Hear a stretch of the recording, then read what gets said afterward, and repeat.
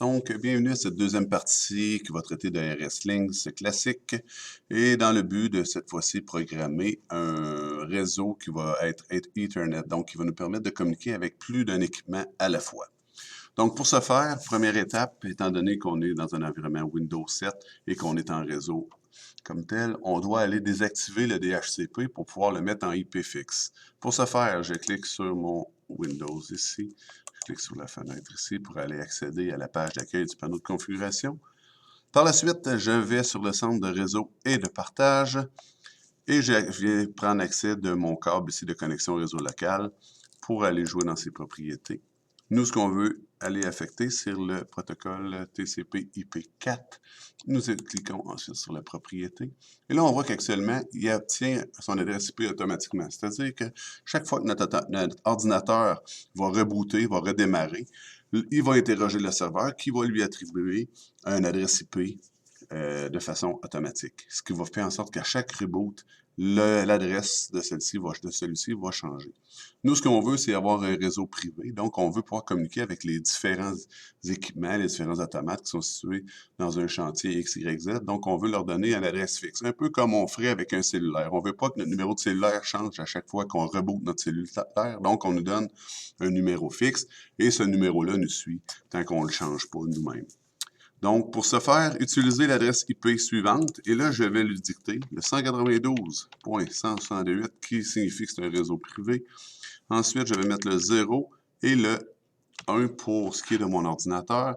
Le masque de sous-réseau, 255.255.255.0, c'est la norme. Dans le fond, ce qu'on lui dit, c'est de tenir compte seulement des 3 derniers digits. On masque le reste pour aller que ce soit moins long à aller chercher l'adresse comme telle. On accepte ces paramètres-là, on ferme nos fenêtres et par la suite, ça nous permet d'aller accéder à RS-Links directement.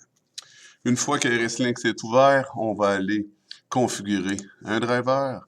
On va aller dire que ce qu'on veut maintenant, c'est un réseau Ethernet. Donc, on va faire Ethernet Devices. On va faire Add New. On va le nommer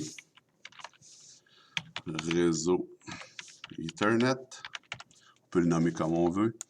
OK. Et là, on vient lui donner les adresses de nos équipements avec lesquels on veut qu'il communique. Moi, mon automate, je sais qu'il a son adresse que je lui ai attribuée, c'est 198.168.0.2. Et j'ai aussi un interface opérateur qui, lui, a l'adresse 168.0.3. Oh, 0.3. Dis-je bien? Et on accepte ceci.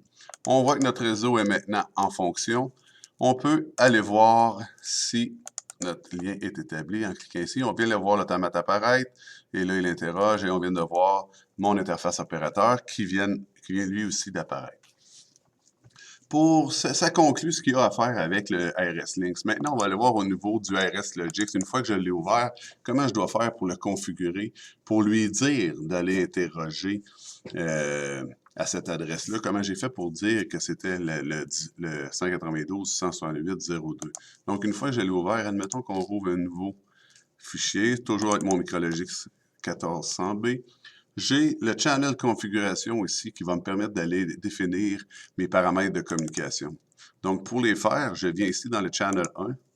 Et là, on voit qu'actuellement, on est encore en bout de TP. Donc, c'est encore une fois quelque chose, ce n'est pas une adresse fixe. Moi, je vais venir décocher ceci. Et là, je vais aller dire que moi, c'est le 192.168.0.2 que je veux avoir comme adresse. Je vais aussi lui mettre 255, 255, 255, 0. Et le gateway, c'est ma passerelle. Normalement, je peux la laisser comme ça et je l'accepte. Et en principe, lorsque je vais vouloir communiquer avec mon automate, je devrais être en mesure de pouvoir downloader. Donc, sur ce, bonne fin de journée.